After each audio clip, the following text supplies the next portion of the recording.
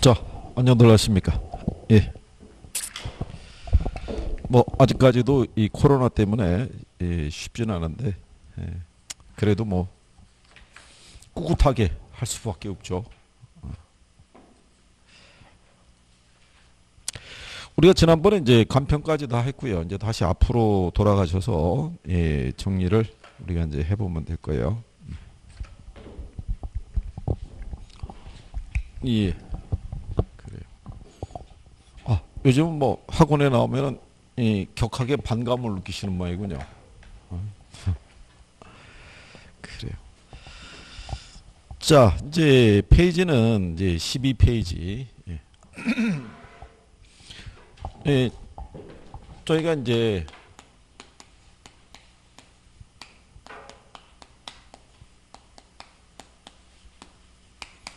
이게 이제 부동산학 개론을 배우실 때 개론의 의미가 우리가 이제 기초라는 의미니까 부동산에 관한 기초적인 이제 지식 뭐 이런 걸 물어보는 거예요. 용어. 그러니까 주로 이제 용어를 중심으로 해서 언급을 하니까 용어에 대한 기초적인 이해를 좀 해주시는 게 필요하다는 거. 여기서 이제 개론 안에서 여러분들이 배우시는 게 이제 이게 총론. 총론은 우리가 시험 목차가 이 부동산 개념 있죠. 얘하고 분류가 있다라고 얘기했고요. 그 다음에 이제 부동산 특성. 그 다음에 이제 이렇게 속성. 요게 이제 표준 목차라고 얘기한 거예요. 그죠? 그래서 작년 기준 하게 되면은 개념에서 한 문제, 분류에서 한 문제, 그 다음에 특성에서 한 문제. 이렇게 해서 세 문제 정도 출제가 된 거죠. 그러니까 평균적으로 한 세 문항 나오는데요. 내용은 어렵지 않게 구별이 되니까. 그러면 여기 있는 총론은 뒤에 나오는 강론 있죠. 우리가 경제론이라든가 또는 시장론이라든가 이런 것들을 이해하기 위해서 필요한 기초 지식을 제공하는 게 총론이라고 보시면 돼요. 그래서 이 총론 안에 시험 범위 들어가는 게 이제 제일 먼저 나오는 게 이 부동산 개념하고 분류라는 것도 있죠. 타이틀이 그렇게 달린 이유가 시험 목차가 이렇게 제시돼서 그런 거예요. 개념하고 분류. 그러니까 우리 이 교과서에 있는 요 제목이 들어가 있는 것들은 다 시험 목차 있죠. 산업인력관리공단에서 표준 목차를 제시한 거예요. 이제 그 순서대로 갔다라고 생각하시면 돼요. 그래서 이제 제일 먼저 나오는 게 부동산학의 기초 이렇게 나오는데요.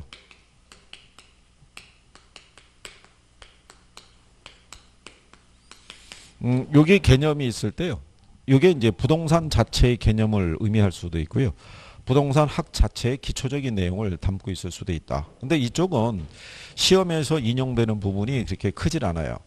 그러니까 한 뭐 5, 6년 주기로 뭐 한 번 나올까? 뭐 이런 부분이에요. 그러니까 19회 때 한 번 나왔으면 25회 때 한 번 나오고 뭐 이런 개념이에요. 그러니까 기초적인 내용 정도만 보시면 되겠고요.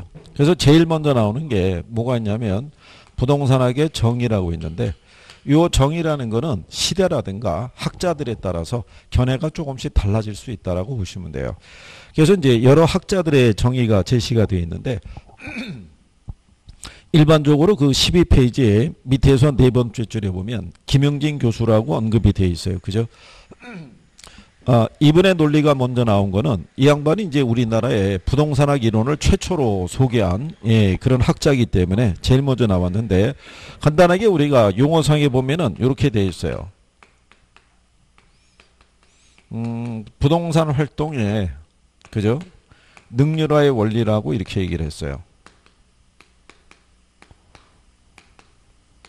그러니까 여기서 우리가 부동산 활동이라는 거는 뭐를 부동산 활동이라고 그랬냐면 우리가 이 토지라는 자원을 매개로 해서 부동산을 이용하거나 개발하거나 또는 뭐 하는 거, 관리 등의 행위를 하는 것을 우리가 이제 부동산 활동이라고 얘기를 하고요.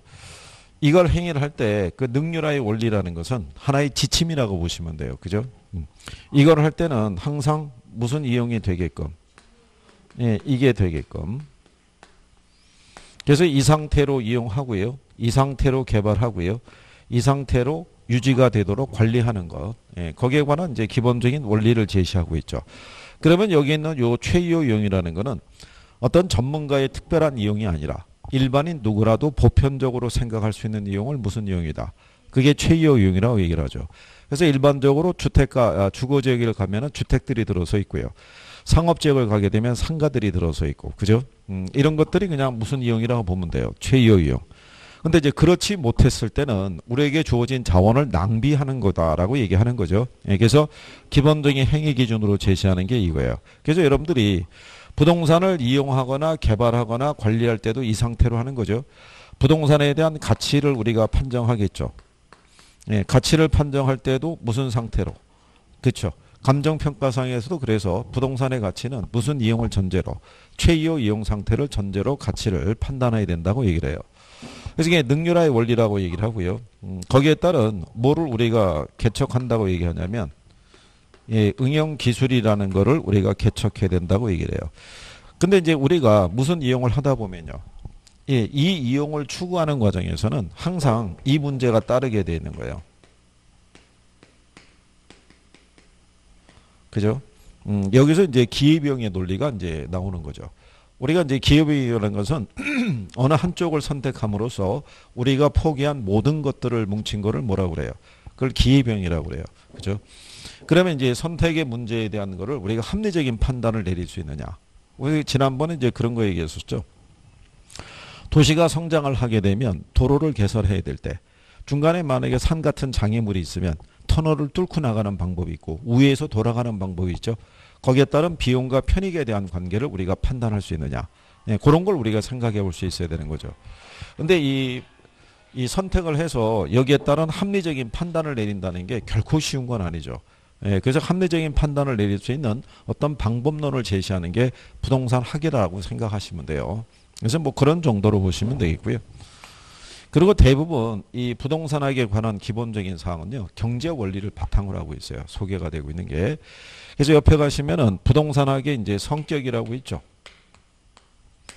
이 성격을 보시게 되면 부동산학은 무슨 과학이라고 해놨냐면 응용과학이라고 이제 명시가 되어 있어요.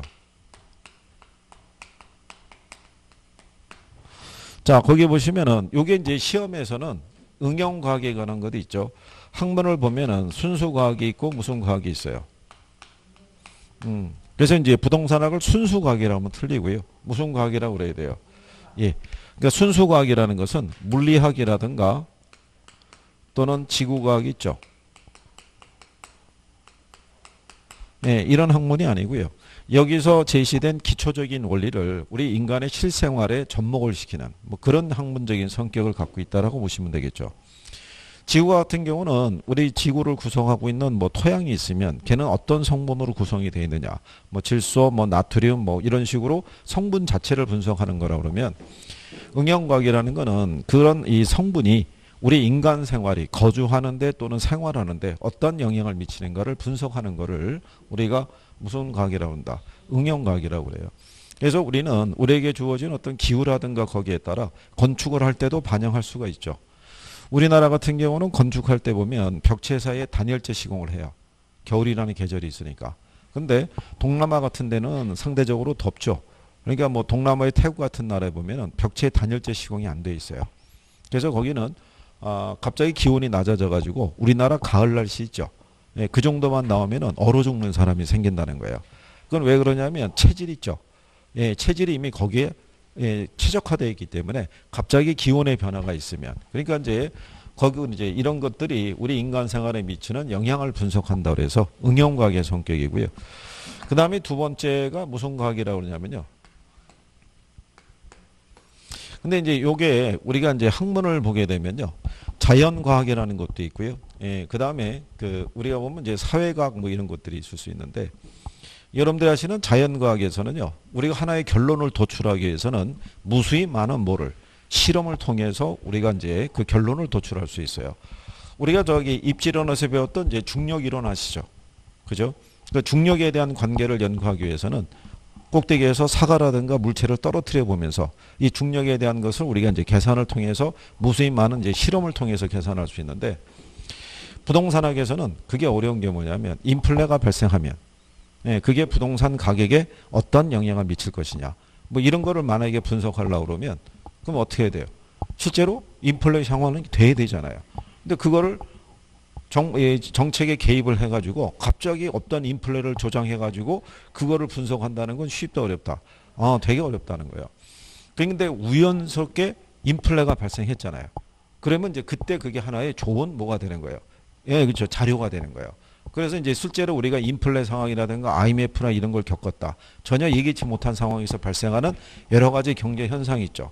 예, 그 경험을 토대로 해결 방안이라든가 뭐 개선 방안이라든가 이런 거를 만들어낼 수 있다는 점에서는 무슨 과학이다. 그래서 경험과학이라고 얘기하는 거예요.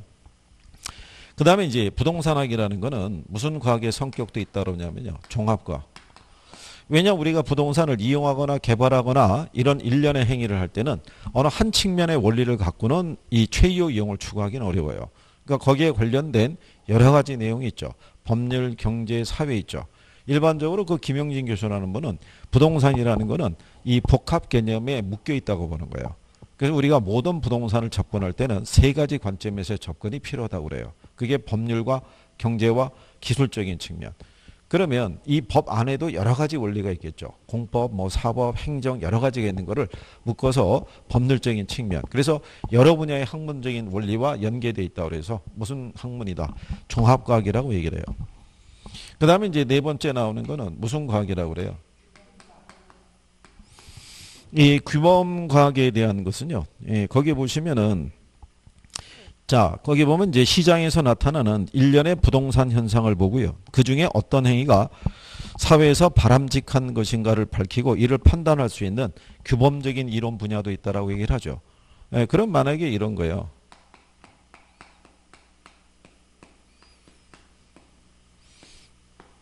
경기가 침체가 되면요. 경기를 부양할 수 있는 이 방법이 있죠. 정책 이런 거를 만들어낼 수 있어요, 없어요? 예, 만들어내는데 학자들마다 어떻게 돼요? 견해가 다 다르다는 얘기죠. 그러니까 그거는 그 사람만의 가지고 있는 가치관의 차이라고도 생각할 수 있어요. 우스갯소리로 경제학자들에게 경기 침체를 부양할 수 있는 방법이 있죠. 한 100여 명의 학자에게 물어보면 한 1000개의 답변이 나온다는 거예요. 그러니까는 경제학자들마다 그 현상을 인식하고 바라보는 시각이 다 다를 수밖에 없다는 얘기예요. 그죠? 근데 그게 가장 개인의 어떤 주관적인 가치관보다는 시장에서 그게 좀 더 올바르게 적용할 수 있는 그런 방법론을 제시를 해야 된다는 측면에서는 무슨 과학이라고 얘기를 해요? 규범과학이라고 얘기를 해요. 그래서 이게 그 경제학에 보게 되면요. 시장에서 이제 이런 현상이 나타나잖아요. 예, 근데 이제 이 문제를 해소하기 위해서 정책을 입안하는 사람들이 있어요. 그 정책을 입안하는 사람들이 정책을 어떻게 펼치냐에 따라서 시장에서는 이 문제를 해소할 수도 있고 더 큰 문제가 유발될 수도 있다 없다. 있다 이런 거예요. 지금 우리가 마스크 대란이라고 그러잖아요. 그러면 자 수입에서 공급이 부족하잖아요. 이 문제를 해결하기 위해서 처음에는 뭐 우체국이나 뭐 이런 데서 한시적으로 한다 그랬다. 그게 부작용이 있으니까 결국 오부제인가 도입한 거 아니에요. 이로 도입해갖고 지금 초기에는 한쪽으로 막 쏠리는 현상은 좀 줄어들었는데 여전히 뭐를 구하기는 힘들어요. 마스크를 구하기는 힘든 거죠. 이제 그런 것들을 잘 조율할 수 있는 어떤 이제 정책적인 대안이 있죠. 이런 걸 만들어내야 되는데 이게 결국 쉬운 건 아닌 거예요. 이게 여기서는 이제 학문의 성격이라고 나와 있지만, 예. 근데 그런 성격이 뭐하고 비슷한 거냐면 경제학에서 얘기하는 논리하고 비슷한 거예요. 그럼 왜 그러냐면 이거를 국내에 소개한 그 김영진 교수라는 분이 원래 경제학 전공이에요. 그러니까 기본적인 경제 원리를 바탕으로 해서 이론이 전개됐다라고 보시면 돼요. 그 다음에 뒤로 가게 되면 마지막으로 나오는 게 무슨 과학이에요?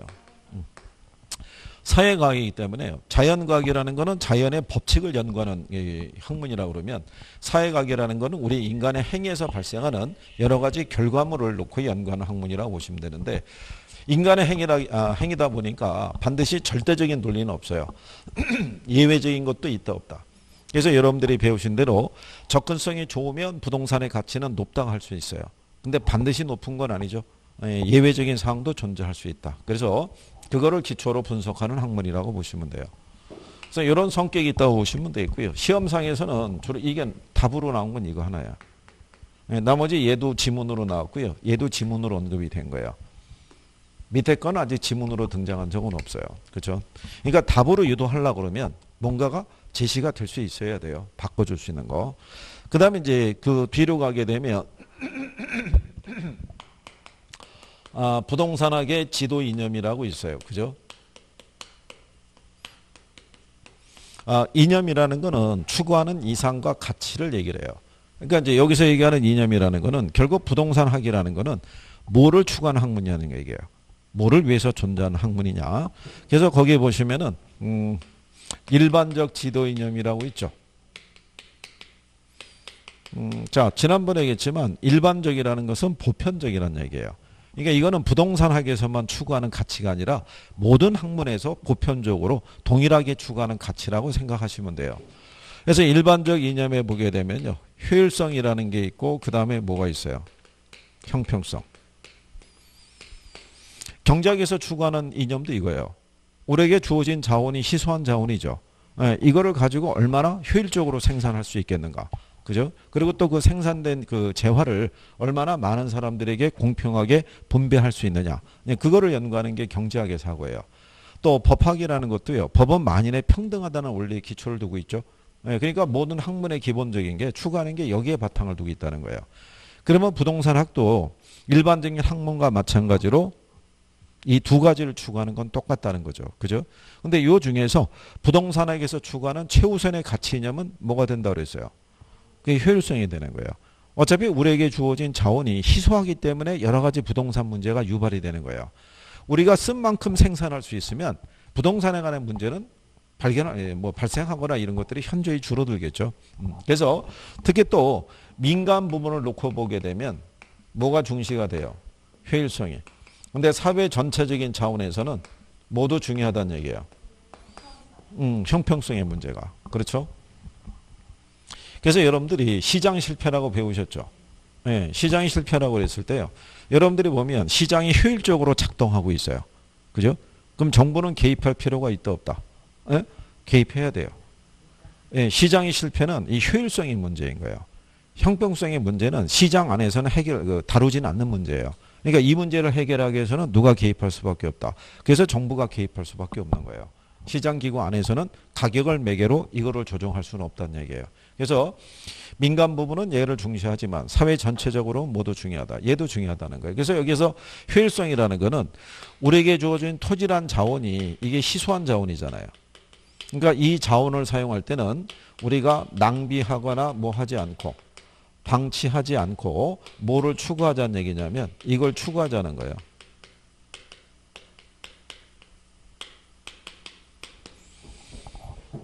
여기서 최고 최선의 이용이라고 해놨죠. 지난번에 얘기했지만 이게 그 원문은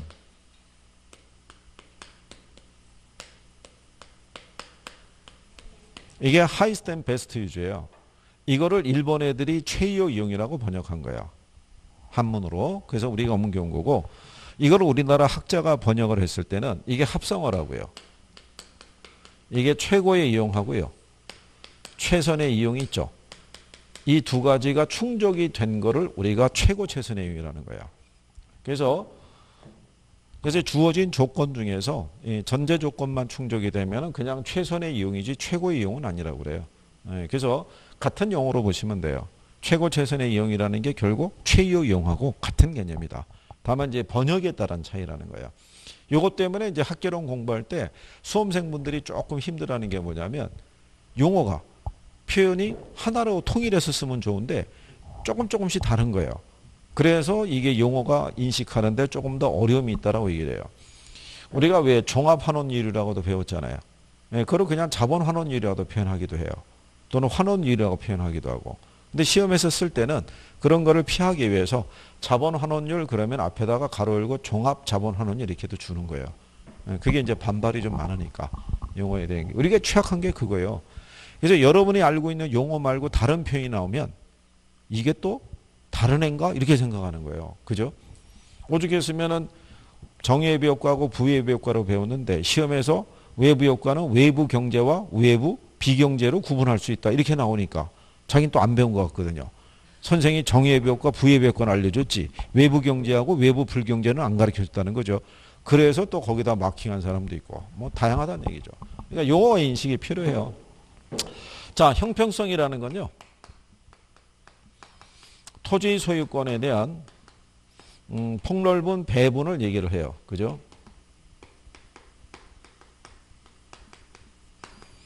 그러면 이거는 이 소유권을 나눠주겠다는 게 아니고요. 여기서 가지고 있음으로써 발생할 수 있는 이익을 나누겠다는 거예요. 그죠?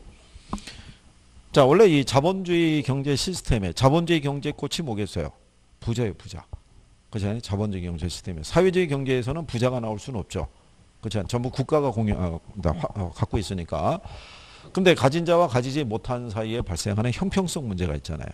이 문제를 해소하기 위해서 미국 애들은 주로 이 기부를 통해서 문제를 해결하는데 이게 기부하지 않으면 방법이 없잖아요. 그렇죠? 예, 그럴 때는 정부가 개입해서 뭐 하는 거예요? 과세하는 거예요. 그래서 상속세, 증여세 이런 거 과세하는 거예요. 그래서 가지지 못한 사람들에게 뭐 그 혜택이 돌아갈 수 있도록. 그죠? 그래서 이 소득 재분배라는 거는 시장을 통해서는 해결이 안 되는 거예요. 그죠? 그러니까 누가 개입해야 돼요? 정부가 개입해야 되는 그런 부분이 나오는 거죠.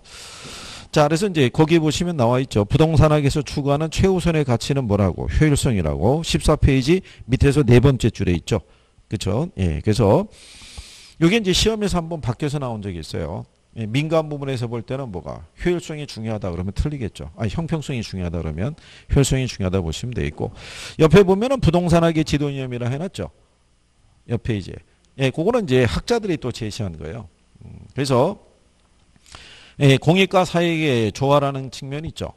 근데 부동산을 대상으로 하다 보면요. 자, 여러분들이 보시면 부동산을 대상으로 이용과 개발과 관리 등의 행위는 공적 주체도 할 수 있죠. 민간도 할 수 있어요, 없어요? 할 수 있는 거예요. 근데 공적 주체가 뭐 공공의 목적으로 해서 개발을 추진하는 과정에서 개인의 권리를 침해하는 경우도 있을 수 있어요, 없어요? 있을 수 있죠. 그러면 공익이 우선이냐 사익이 우선이냐 이 부분이 충돌할 수도 있어요, 없어요? 현재 우리나라 법 중에 보면 토지수용법이 있어요. 예, 이 토지수용법이 끊임없이 위헌 시비가 끊이지 않는 게 그 법이에요. 그거는 강제 수용할 수 있잖아요. 그죠? 개인의 소유권에, 소유자 의사에 반해서. 그러니까 이런 것들을 과연 조화롭게 풀어나갈 수 있는 그런 이제 방법, 원리 있죠. 예, 이런 거를 만들어낸다는 점에서 예, 공사익 조화의 원리. 그 다음에 효율적 관리의 원리라는 건요. 부동산에 관한 이 수요와 공급을 조절하는 것 있죠. 이게 결코 쉬운 게 아니에요. 그죠? 수요자가 원하는 시기에 원하는 양만큼을 원하는 지역에 공급한다는 건 쉽다 어렵다. 그게 어렵죠. 그게 어려운 이유 중에 하나가 뭐냐면 수요와 공급 간에는 시차가 있어서 그래요. 수요가 지금 늘어났더라도 공급은 바로 못 들어와요. 일정한 시간이 거쳐서 해지면 조정이 되거든요. 그러니까는 우리가 이 수요와 공급의 원리를 일반 경제 원칙을 갖고 적용하면 안 되고요. 예, 부동산 법칙을 대응해서 이거를 적절하게 관리할 수 있어야 돼요. 이걸 제대로 관리하지 못하면 일정한 지역은 초과 수요 상태, 일정한 지역은 초과 공급 상태가 계속 발생할 수밖에 없어요. 그러니까 이거를 컨트롤할 수 있는 방법론을 제시해야 된다는 거. 그 다음에 공간 및 환경가치 증대의 원리라는 건요. 요즘 이게 또 많이 대두가 되는 거예요. 만약에 예를 들어서 잠실 일대가 재개발되죠. 그렇죠? 그러면은 인구 밀도가 높아져요. 그럼 인구 밀도가 높아지는 게 아니라 차량이 있죠. 급속도로 늘어나죠. 그러면 지금도 이 잠실에서부터 강남 갈 때까지 이 중심대로는 교통 체증이 이만저만이 아닌 거예요. 저녁에 퇴근물에 보면요. 빨간불밖에 없어요. 쭉 해가지고 점 찍어놓은 것 같아요. 움직임도 거의 없고 뭐 그런 경우라고요. 그러니까 우리는 기술이 발달하니까 공간을 활용하는 부분이 틀림없이 늘어났어요. 그러면 공간을 더 많이 활용을 할수록 그만큼 환경가치 있죠. 예, 이 부분에 대한 파괴도 생각을 해야 되는 거예요. 그죠? 그래서 그런 거를 적절하게 균형을 이룰 수 있는 방법론을 추구하는 게 이제 부동산 학에서 추구하는 거다. 이렇게 보시면 되겠고요. 그 다음에 거기 보시면은 그 복합 개념이라는 사고가 있죠. 우리가 여기 이렇게 부동산이 있을 때요. 김영진 교수는 이 모든 부동산은 이 복합 개념에 묶여 있다고 보는 거예요. 그러니까 이제 부동산을 인식하고 접근할 때는 항상 세 가지 관점에서의 접근이 필요하다고 얘기를 해요. 네, 이 세 가지의 판단이 있죠. 이 접근이 이루어졌을 때 부동산을 우리가 효율적으로 이용할 수도 있고 개발할 수도 있고 관리할 수 있다라고 얘기하는 거예요. 그죠? 여러분들이 일단은 우리가 여기서 무슨 개발 행위를 한다 그러면 일단 건축법이나 법의 규정을 살펴볼 수밖에 없죠. 예, 근데 법의 규정을 먼저 살피고 난 다음에 그 다음에 또 무슨 판단도 해야 돼요. 경제적 판단도 해야 되는 거예요. 건축법에 의해서는 한 10층까지도 건물을 올릴 수 있는데 이 시장 규모로 봤을 때는 5층만 짓는 게 타당할 수도 있다. 이런 판단도 뒤따라야 된다는 얘기죠. 그렇죠? 그 다음에 기술적인 차원에서 요즘은 주차 공간의 확보가 필수적이잖아요. 그러니까 일반적으로 이렇게 지을 수는 없고 필로티 구조로 해가지고 그 요건이 충족이 될 수 있는지 뭐 이 여부도 살펴볼 수 있어야 된다는 거예요. 세 가지 판단 중에서 어느 하나라도 소홀하게 되면 최유의 이용을 기대하기가 어렵다고 보는 거예요. 그러니까 모든 부동산을 인식하고 접근할 때는 부동산 자체가 요 세 가지 관점에 묶여 있는 애니까 이 세 가지 관점에서 접근이 필요하다는 거예요. 그러면 법률적인 관계가 공법도 있고 사법도 있고 행정도 있고 뭐 여러 가지 정치도 있고 여러 가지가 있을 수 있어요, 없어요? 이거를 묶어서 법률적 측면으로 해버린 거예요. 이 안에는 여러 가지 무수히 많은 부분이 있겠어요. 그죠? 경제, 경영, 통계, 회계 여러 가지 파트가 있을 거 아니에요. 그거를 묶어서 무슨 측면으로? 경제적 측면으로 이렇게 여러분들이 생각하시면 돼요. 그래서 복합 개념이라는 표현이 나오면 법경기 세 가지 관점으로의 접근이다. 뭐 이렇게만 구별할 수 있으시면 돼요. 그 다음에 이제 뒤로 넘어가면 부동산학의 연구 대상 및 분야라고 해놨어요. 그죠?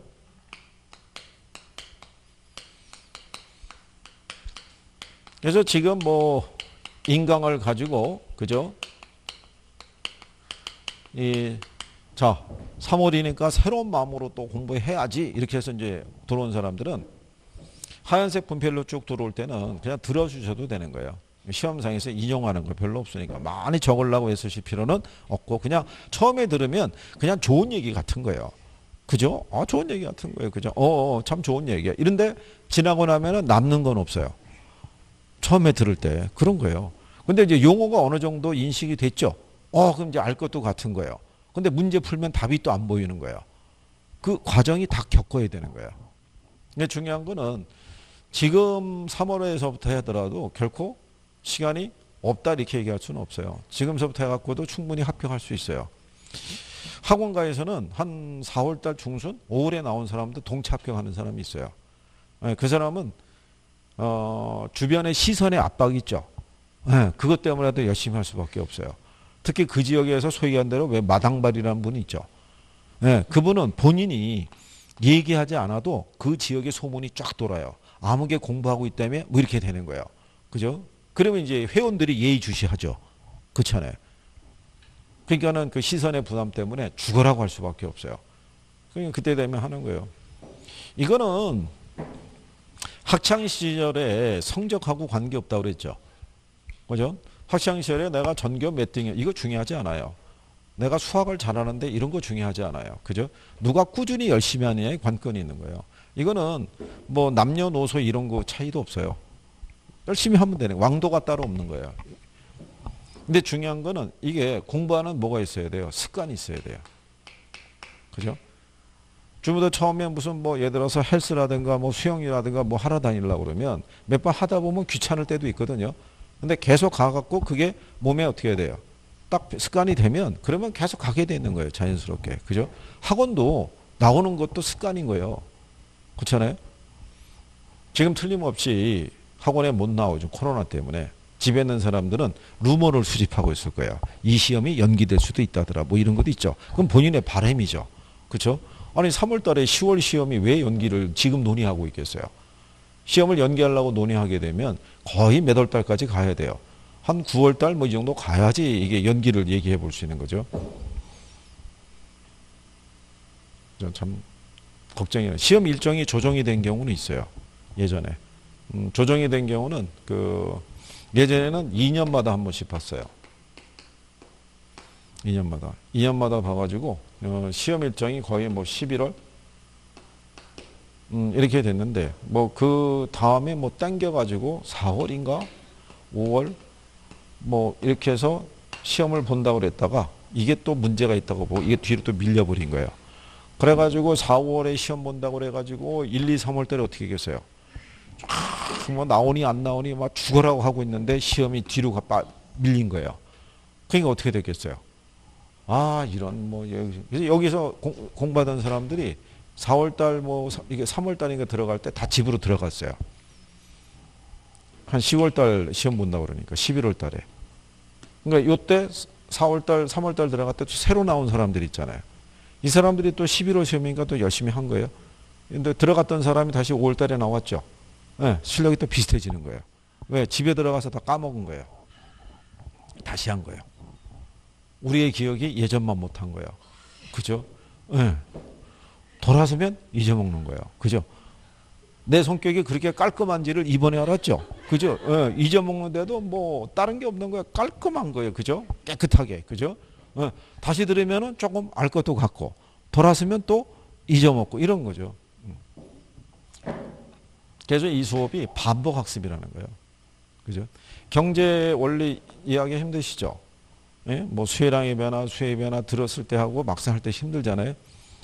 그거를 잘 어떤 학원에 가면 좀 젊은 층에 속하는 애들이 그거를 옆에서 이해가 안 된 분들을 막 가르쳐 주고 있어요. 그럼 어떻게 가르쳐 주고 있을까? 걔들도 처음에 들으니까 무슨 말인지 모르겠다는 거예요. 그래서 인강을 가지고 3번, 4번을 반복해서 봤대요. 그랬더니 이해가 되더래요. 그러니까 본인이 이해하니까 다른 사람에게 설명해 줄 수 있는 거예요. 그죠? 강의라는 게 전달이잖아요. 그럼 제가 여러분들에게 전달을 하려고 그러면 제가 이해를 해야 돼요. 그래야지 전달할 수 있을 거잖아요. 그러니까 여러분들도 용어를 뭐 해야 돼요? 이해를 할 수 있어야 돼요. 그죠? 그래서 내가 이해가 되는지 옆 사람하고 지속적인 대화를 해봐야 돼요. 네? 쉬는 시간에 나가는 게 아니라 앉아봐. 복합 개념이 뭔지 알아? 그러니까 한번 설명도 해보고. 그죠? 그게 얼마나 좋겠어요. 그죠? 자, 연구 대상은요. 우리가 부동산 활동이라는 것도 있고요. 부동산 뭐가 있어요? 얘가 이제 하나의 원인적인 관계고요. 이게 결과로 나타나는 거예요. 아까 부동산 활동이라는 게 우리가 부동산을 대상으로 이용, 개발 또는 뭐 하는 거예요. 예, 관리 등의 행위를 하는 걸 얘기하죠. 그죠? 그러면 그 결과로 나타나는 것 있죠. 이걸 우리가 아까 무슨 이용을 추구해야 된다고 그랬어요. 최이호 이용을. 근데 거기에 미달하게 되면 이런 현상이 나오는 거예요. 도시 스포를 현상이라고 배우셨죠?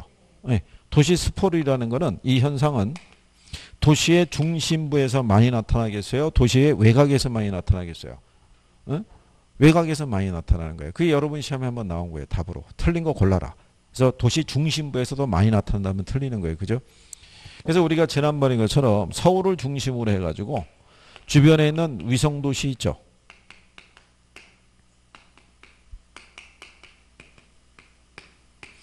이런 식으로 이 위성도시가 이렇게 뻗어나간 게 이게 다 도시 스프로래요. 도시가 이제 평면적으로 확산돼 가는 거예요. 그 왜 이렇게 뻗어나갈 수밖에 없었냐면 아주 오래전에는요. 한 1970년 정도가 됐을 때는 많은 사람들이 서울로 들어온 거예요. 그때 하루 평균 3천 가구씩 들어왔다는 거죠. 그러면 무진장 많은 양이에요. 근데 그 3천 가구를 여기서 다 수용이 되냐면 수용이 안 돼요. 집을 바로 지어줄 수가 없잖아요. 집만 짓는다고 주거의 문제가 해결되는 게 아니에요. 거기다가 전기, 수도, 상하수도 설치 다 해줘야 되고요. 학교 같은 시설도 들어가야 되고 각종 문화시설, 복지 이게 들어가야 돼요. 그러니까는 어마어마하다고요. 그러면 여기 나중에 보게 되면요. 그 당시에 왜 동사무소 있죠. 거기 하면 관내 그 지도 있어요, 없어요? 관내 지도 보면은 이렇게 됐을 때 여기가 산으로 표시되어 있어요. 그러니까 아무것도 없는 산이라는 거죠. 근데 막상 가보면 어떻게 되어 있어요? 집들이 빼곡히 들어서 있는 거예요. 그래서 예전에 보면 왜 산동네, 달동네 막 이렇게 얘기했잖아요. 그렇게 해도 여전히 뭐가 부족한 거예요? 집이 부족한 거예요. 그러니까 나중에 수요가 많아지니까 집값이 많이 올라갈 거 아니에요.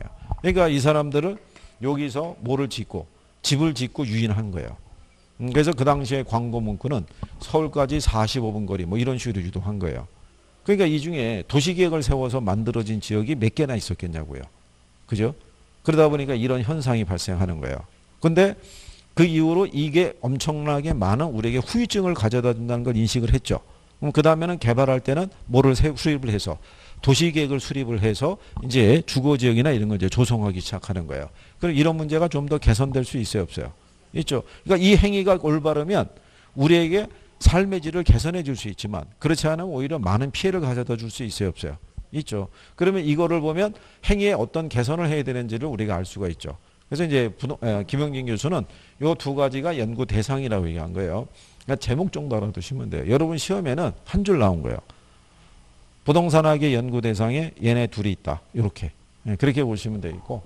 그 다음에 연구 분야라고 돼 있죠. 원래 이 부동산학이라는 것은요. 부동산을 둘러싸고 있는 환경을 연구하는 학문이에요. 부동산을 둘러싸고 있는 환경에 대한 분석을 제대로 못하면 부동산을 대상으로 하는 행위가 실패할 수밖에 없어요. 그죠? 그래서 그 환경을 구성하고 있는 요소들 있죠. 예, 걔네들이 다 연구 대상에 포함이 된다라고 생각하시면 돼요. 그래서 연구 분야에 가게 되면 거기 결정 분야라고 있죠. 지난번에 얘기했지만 이 결정 분야는 의사결정 분야예요. 그래서 부동산 투자 있죠.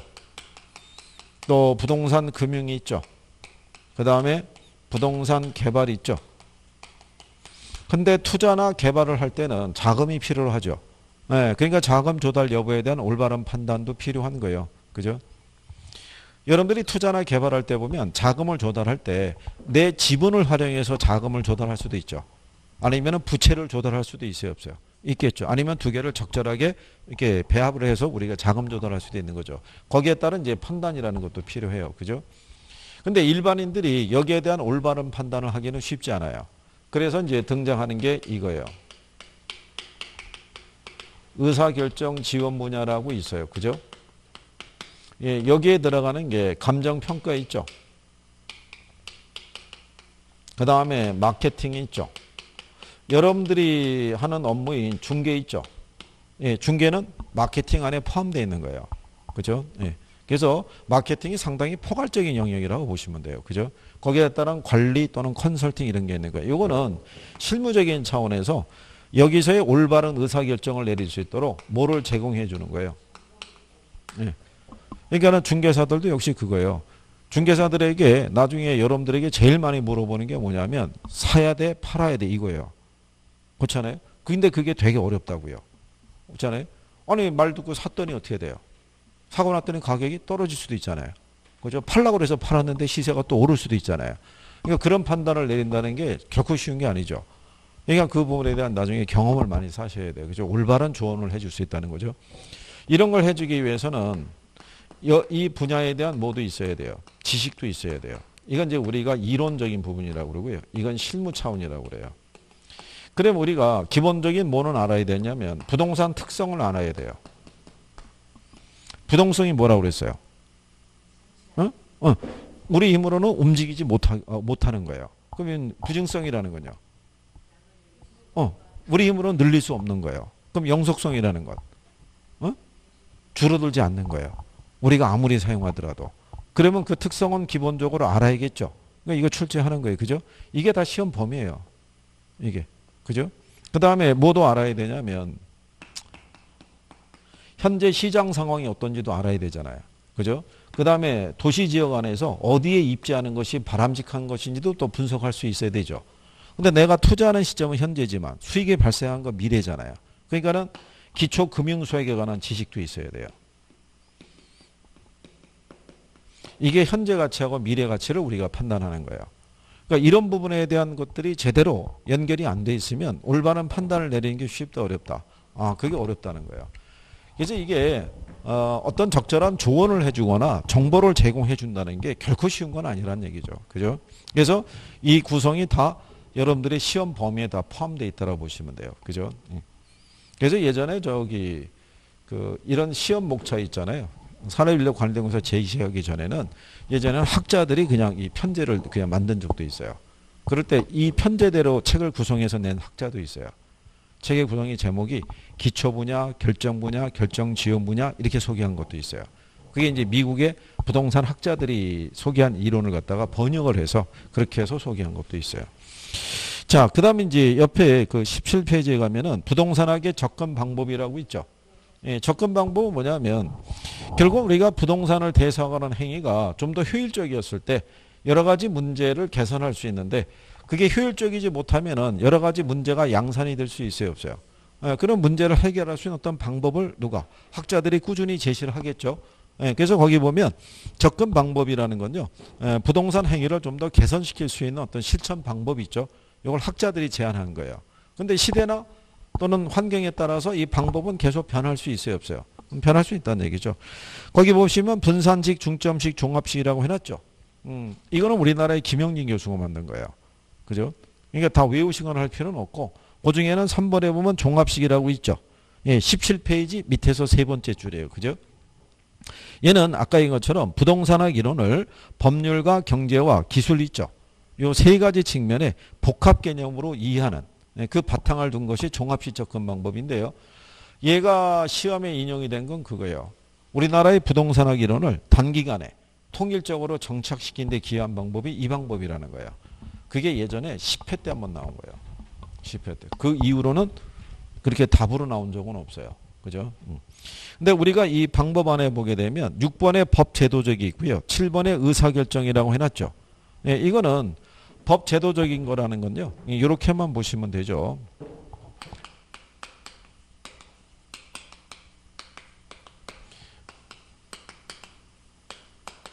법 제도적인 접근 방법은 요 시장에 누가 개입을 한다는 얘기예요. 정부가. 그래서 법과 뭐를 가지고 제도를 가지고 행위를 뭐 하겠다는 거예요. 통제하겠다는 거예요. 그죠? 근데 이제 지난번에 인 것처럼 지금은 국경의 의미가 없다고 그랬죠.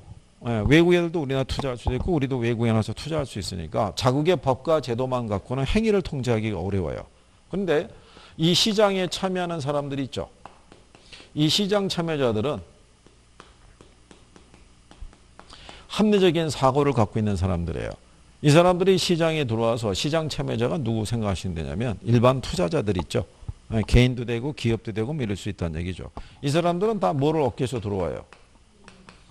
그렇죠? 손해보기 위해서 들어온 사람 없는 거예요. 그러니까 이 사람들이 합리적인 뭐를 할 수 있도록 의사결정을 내릴 수 있도록 지원만 해주면 된다는 거예요. 그러면 우리나라에서 행위를 하든 외국에 나가서 행위를 하든 간에 거기에 따라서 무분별한 행위나 거래 같은 것들은 안 할 거 아니에요.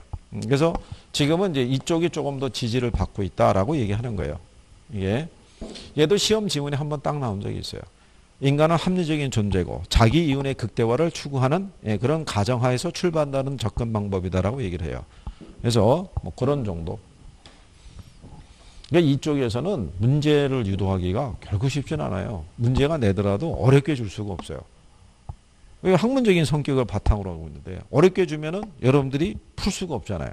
그죠? 그래서 그냥 간결하게 주고 나중에 아마 요약집 같은 게 나오면은 이 파트는 거의 생략이라고요. 생략이고 우리가 아까 했던 부동산 개념과 분류 이렇게 돼 있죠. 그냥 거기서부터 출발하는 거예요. 거기서부터. 그래서 내용을 정리 한번 해보는 거죠. 그 다음에 이제 그 밑에 가면 부동산 활동이라고 해놨죠. 그러니까 이제 이 부동산 활동이라는 게 인간이 이제 부동산을 대상으로 전개하는 여러 가지 권리적 측면의 행위를 얘기를 해요.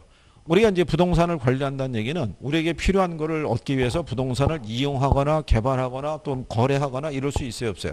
그런 일련의 행위를 얘기를 해요. 그러면 요 부동산 활동에 주체가 있을 거 아니에요. 그죠? 주체는 공적 주체도 있고 누가 있겠어요? 사적 주체도 있어요. 이 사람들이 이제 소유 활동도 하고요. 무슨 활동도 한다. 거래 활동도 하고. 근데 여기 보면 분류가 소유 활동, 거래 활동, 행정 활동 이렇게 돼 있죠.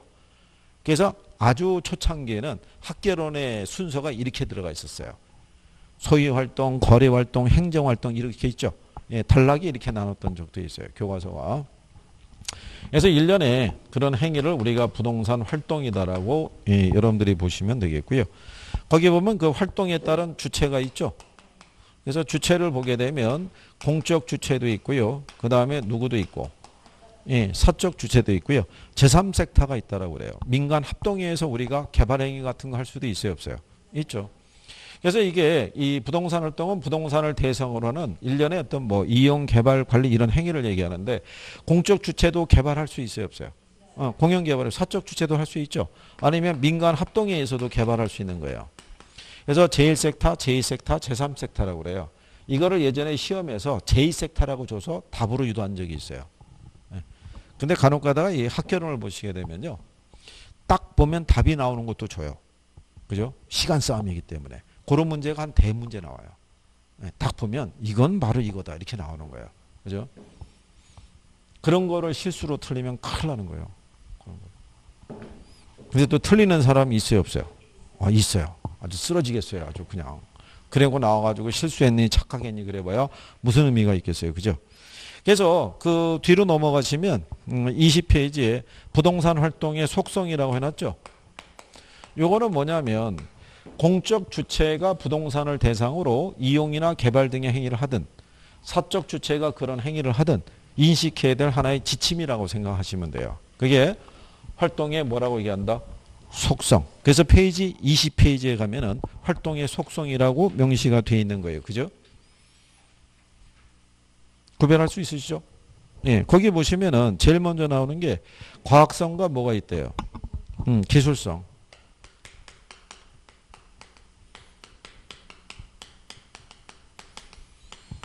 요거는 우리가 지난번에 얘기했지만요. 과학성이라는 게 이론이고요. 기술성이라는 게 우리가 실무 차원이라고 그랬죠. 예, 요게 결합이 잘 됐을 때 부동산을 대상한 행위가 좀 더 효율적일 수 있다는 거예요. 우리 지난번에 물어봤죠. 과학성과 기술성이 있으면 어느 게 더 중요하다고 그랬어요. 둘 다 중요한 거예요. 어느 거 하나만 중요하다는 게 아니에요. 그래서 얘기하는 게 김영진 교수가 얘기하는 게 이 논리를 얘기했다고 그랬죠. 산학협동. 그러니까 예를 들어서 학부에서 부동산 학을 갖다가 전공한 사람이 부동산 개발회사라든가 관련 회사에 취업을 하게 되면 여기서 배웠던 이론을 실무적인 관점에서 좀 더 효율적으로 운영할 수 있어요, 없어요? 있을 거 아니에요. 그걸 얘기하는 거예요. 그거를. 그래서 이런 거를 유지하기 위해서 대학들에서는 이 기업을 소유하고 있는 거예요. 그죠? 예전에 우리나라 기업 같은 경우는 주로 임대업 이런 걸 많이 했다고요. 빌딩 같은 거 갖고 있고 특정의 기업들만 뭐 예를 들어서 축산대학이 있어서 우유를 만드는 기업들도 소유하고 있는 게 있지만 지금은 조금 더 개선이 돼가지고요. 뭐 생명과학이라든가 이런 것도 있죠. 예, 이런 다양한 분야의 기업을 대학들이 소유하고 있는 거예요. 그러면 자기 대학에서 이론을 배웠던 학생들이 어디에? 그 기업에 이제. 그러면 그 기업에 취업을 시킬 때는 대학에서도 우수한 학생들만 뽑아가려고 그럴 거예요. 그건 똑같은 거죠. 그러면은 좀 더 양질의 제품을 만들거나 어떤 기술을 개발하거나 뭐 이런 것들이 가능하겠죠. 그럴수록 이 부동산을 대상한 행위가 좀 더 효율적일 수 있다라고 얘기하는 거예요. 그 다음에 이제 거기 보시면은 사회성, 공공성 및 뭐라고 그래요? 사익성. 결국 이거는 뭐냐면 공적 주체는 공익적인 사고를 앞서서 행위를 할 것이고요. 사적인 주체는 뭐를? 사익을. 그러니까 이게 적절하게 뭐를? 균형을 이룰 수 있어야 된다는 거예요. 그죠? 공익적인 사고를 앞세워서 여러분들이 배우는 부동산 공법이 다 행위 규제예요. 행위를 규제하면 거기에 따라 개인이 소유권 침해를 당할 수도 있죠. 그럼 거기에 따라 적절한 뭐를 해줘야 돼요. 예, 보상이 이루어져야 되는데 옛날에 우리나라는 규제는 있었지 보상은 거의 없었어요. 요즘 많이 좋아진 거예요. 그죠? 옛날에 왜 그 역대 대통령 중에 보면은 머리숱 좀 적은 양반이 있죠. 예, 그 양반 시절에는 무슨 정부가 무슨 공적인 측면에서 무슨 개발하고 그럴 때는 그냥 일단 말뚝부터 받고 시작한 거예요. 받고 자 여기 이렇게 개발할 거야. 뭐 문제 있어? 문제 있으면 얘기해봐. 이렇게 됐다고요. 그러니까 예전에 서슬이 펄해가지고 누구 토를 다는 사람이 없었던 거예요. 근데 그 친구 되는 사람이 있죠. 그 다음에 그 사람이 들어갈 때는 물어본 거예요. 여기 말뚝 박아도 될까요? 그러니까 이제 그때부터 난리 나기 시작한 거예요. 그때부터는 왜 말뚝을 박아야 되느냐 뭐 이렇게 된 거죠. 그 다음에 이제 문민정부로 넘어갔죠. 그때 이제 토론을 해야 된다는 거예요. 그러니까는 사업의 추진이 어떻게 돼요? 난리 나는 거죠. 그때서부터. 어쨌든 간에 공익적인 사고를 앞서도 개인의 권리를 침해하면 적절한 보상이 이루어져야 되고요. 개인도 사적인 권리를 행사하는 과정에서 공공의 이익은 해치지 않는 범위 내에서 이 권리를 행사해야 된다고 얘기하는 거예요. 그러니까 사회적인 인식이 어떻게 돼요? 분명히 있어야 되는 거예요. 개인의 이기주의라는 게 반영이 되면 아니 내 땅인데 내 마음대로 하겠다는데 니들이 뭐야? 이렇게 하게 되면 절대로 이게 타협과 공존이라는 게 있을 수가 없죠. 이번에도 왜 그 뭐죠? 그 S로 시작되는 뭐 종교 뭐 이것 때문에 그것도 그런 거죠. 감염이 됐는데 본인이 밝히지를 못한 이유가 뭐냐면 바라보는 시선이 어떻게 돼요? 안 좋은 거잖아요. 그 제가 볼 때는 그게 그 정부나 뭐 지자체에서 명단을 확보했다는 거잖아요. 확보를 해갖고 그걸 또 집으로 전화를 하는 모양이에요. 왜냐하면 상태가 어떤지를 체킹하기 위해서. 근데 어느 집은 그거를 바깥 양반이 받은 거 아니에요. 받아갖고 그 사실 있죠. 부인이 S 저기 그 뭐 교인입니다. 뭐 이렇게 나오니까 부정적인 생각이 먼저 확 들었을 거 아니에요. 그래갖고 대판 또 뭐 이렇게 싸움해갖고 또 이 경찰을 출동하고 막 이렇게 부인이 또 신고해서 남편이 폭행한다고 막 이렇게 하고 그러니까 폭행한 건 아니고 그냥 이제 언성이 높아지고 그래가지고 그러니까 이제 박한명 얘기는 아이들에게 감염이 될까봐 혹시 뭐 그런 거죠. 그래서 제가 볼 때는 이 사태가 진정이 되고 나면은 틀림없이 그 S 교인이냐 아니냐 이런 것도 있잖아요. 예. 그래서 이번에 그 분당 쪽에서 그 무슨 서울대병원에 있는 그 직원이 왜 걸렸다고 그러는 거 아니에요. 근데 이게 경찰 공무원이나 그런 의료기관에 종사하는 사람은 좀 더 사회적인 인식을 조금은 가질 필요가 있다는 얘기죠. 본인에 대한 거. 근데 이제 그게 주변의 시선이나 이런 게 되게 부담스러울 거 아니에요. 그러다 보면은 이게 또 확산될 수 있다고요. 그렇게 되더라도 종교의 선택이니까 그건 나중에 따지고 일단은 그 사람들이 일단은 자유롭게 편하게 얘기할 수 있는 분위기가 만들어져야 빨리 신고가 들어가가지고 그죠? 걱정이란 얘기죠. 어쨌든 뭐 그래도 해가 우리 시험은 연기는 안 된다는 거죠. 그죠? 예, 그러니까 우리는 열심히 해야 되는 거죠. 자, 그래서 근데 이제 정부의 입장에서는요. 뭐가 있는 죄와요? 사회성과 공공성이 있는 죄와이기 때문에 이 사고를 앞세울 수밖에 없다는 거예요. 그건 왜 그러냐면 부동산이라는 게 환경성이 있는 죄와요. 일단 움직이지 못하잖아요. 그러면 여기 주택이 있다고 했을 때 주택 주변에 공장이 들어서는지 유흥업소가 들어오는지 그죠? 아니면 공원이 조성이 되는지에 따라서 얘가 얻을 수 있는 이익과 피해가 있어요 없어요? 있죠. 그러니까 이런 거기 때문에 이게 개인 소유의 땅이라고 할지라도 정부는 공익적인 사고로 앞서서 행위를 뭐 할 수밖에 없다는 거예요. 그렇죠. 통제할 수밖에 없다는 거예요. 그래서 이제 그런 내용이라고 보시면 되겠고요. 그러니까 이렇게 사회성과 공공성이 있는 재화니까 일반인들에 의해서 취급되기는 어렵다고 그랬죠. 그래서 뭐가? 전문성. 그래서 자격제도를 도입한 거예요. 그래서 중개는 누가 하라고요? 네, 이거는 중개사가. 그 다음에 평가는 누가 하도록요? 네, 평가사가. 그죠? 네, 그래서 우리는 이 사람들에게 이걸 요구하는 거예요. 윤리성이에요. 직업윤리라는 거를. 그죠? 그래서 중개사나 평가사에게 되는 직업윤리를 요구해요. 근데 이게 그 우리나라도 이제 시험 과목에서 보면요. 국민윤리 과목 아시죠? 예. 이게 지금 현재 아마 국민윤리 과목이 어떤 자격시험 같은 거 볼 때 시험 과목에 들어가는 건 경찰 공무원 정도밖에 없을 거예요. 이게 사법고시에도 국민윤리가 빠졌고요. 이게 주택관리사 시험이라는 것도 예전에 국민윤리 과목이 있었어요. 근데 그게 한 10년 전, 15년 전에 없어졌어요. 과목에서. 근데 국민윤리 과목이 되게 어려운 거예요. 우리가 간단하게 뭐 윤리의식만 도덕적인 사고만 그게 아니라 그 안에 철학이 들어가 있다고요. 동양 철학과 서양 철학 있죠. 그죠? 그거 잘못 들어가면 쓰러지는 거예요. 그냥. 그죠? 근데 어쨌든 간에 뭐 그런 거죠. 그래서 이 사람들의 근데 지금도 저희가 볼 때는 시장에서 이 어떤 윤리의식이나 이런 게 많이 결여가 된 거는 어릴 때부터 이 윤리의식이라든가 이런 거를 고취를 시켜줘야 되는데 어느 순간서부터 걔랑 단절돼 있다고요. 그렇잖아요. 예, 그래서 나중에 이제 그런 것들이 다시 부활할 수도 있어요.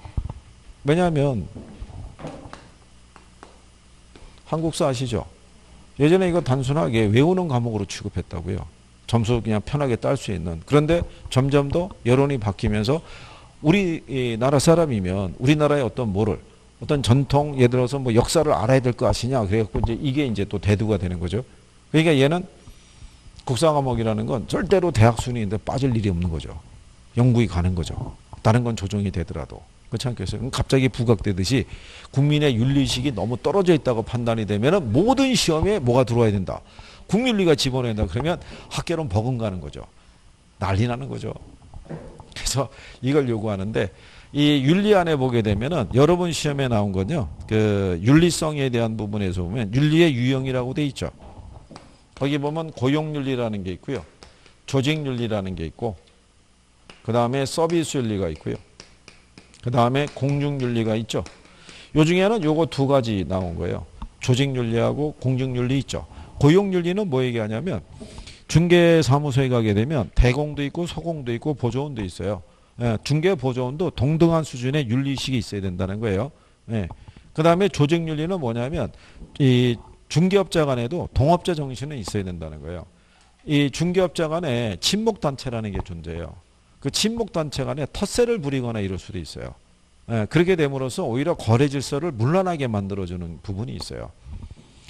그래서 거기 물건이 지난번에 얘기했지만은 매도자가 물건을 내놨잖아요. 그 물건이 나오면 여기 중개업자가 그거를 포털 사이트나 이렇게 올려줘야 돼요. 중개 물건을. 올려줘야 되는데 이 사람이 내는 물건 가격이 너무 비싸잖아요. 그럼 안 올리는 거예요. 안 올리고 자기들끼리 정보를 공유해서 일정 수준 이하가 떨어질 때까지 기다리자 뭐 이렇게 되는 거예요. 그러니까 자기들이 가격을 담합을 하는 거잖아요. 그렇게 해서 문제가 생길 수도 있는 거예요. 그래서 중개업자 간에도 또 이제 지켜야 될 도리가 있고요. 서비스 윤리가 일단 제일 중요하다는 거예요. 의뢰인의 이익을 제일 우선시하라 이런 얘기고요. 근데 공중윤리라는 건 뭐냐면 이거는 이 거래 활동에 참여하는 모든 사람들이 있죠. 얘들은 다 기본적으로 윤리의식이 있어야 돼요. 중개업자만 있어서는 안 되고요. 매도자라든가 또는 누가 매수자 또는 중개업자 평가사 이런 사람들이 있죠. 이런 사람들이 다 뭐가 있어야 돼요. 윤리의식을 가지고 있어야 된다는 거예요. 매도자도 지금은 이제 가격 담합 이런 거 들어가게 되면요. 이것도 처벌할 수 있을 거예요. 그죠?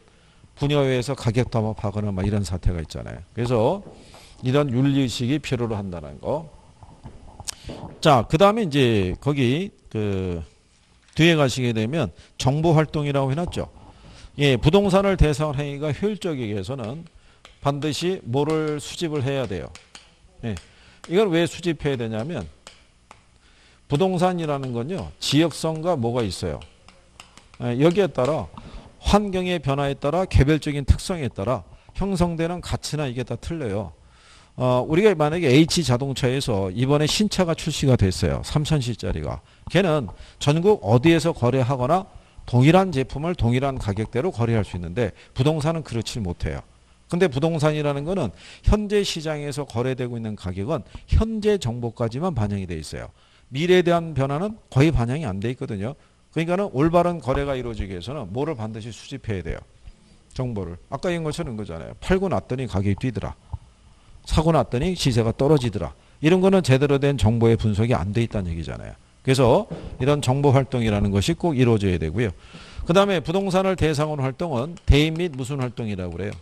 예, 대물 활동이라고 그래요. 일단 이 부동산이 있을 때요. 자, 우리 부동산 시장에서 취급하는 대표적인 상품이 토지와 건물이 있죠. 얘들이 거래가 이루어지면은 얘들이 움직이진 않아요. 물건에 부착되어 있는 권리가 이동한다는 얘기죠. 그래서 권리의 주체가 사람이라는 점에서는 대인 활동인데 사람과 사람 사이에 권리를 교환하기 위해서 거래가 이루어지죠. 근데 물건 자체는 움직이지 못하니까 대물 활동의 연장선상에서 뭐가 필요하다고 그랬어요.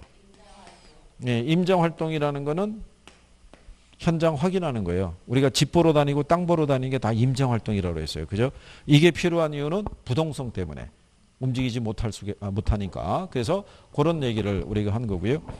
예, 그 다음에 이제 거기 보시면은 배려의 장기성이라고 해놨죠.